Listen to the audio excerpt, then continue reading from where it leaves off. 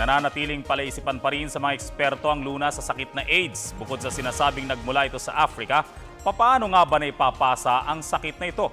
Yan ang tinutukan ni Edwin Eusebio. Napapatunayan ng modernong teknolohiya na may kakayanan na ang agham na mapigil kung di man tuluyang masugpo ang pagkalat ng HIV o Human Immunovirus na nagdudulot ng AIDS o Acquired Immune Deficiency Syndrome.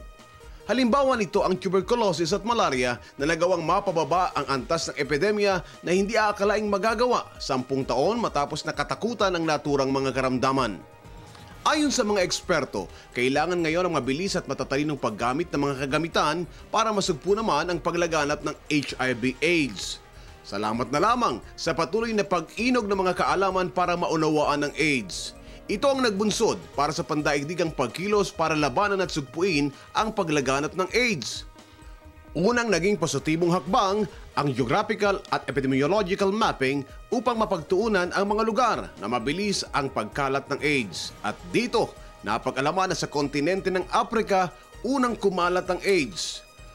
Ang AIDS ay nagmumula sa kontaminadong likido ng katawan ng tao tulad ng dugo at semilya. Ito ay naisasalin sa pamamagitan ng pakikipagtalik at pagsasalin ng dugo mula sa taong infected at recipient nito. Ang pagsugpo sa AIDS ay madali lamang kung tatalima ang tao sa moral na panuntunan.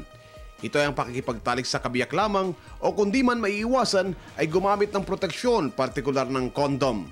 At pagtiyak ng mga medical professionals na sinumang donor ng dugo ay ligtas mula sa virus na nag-AIDS.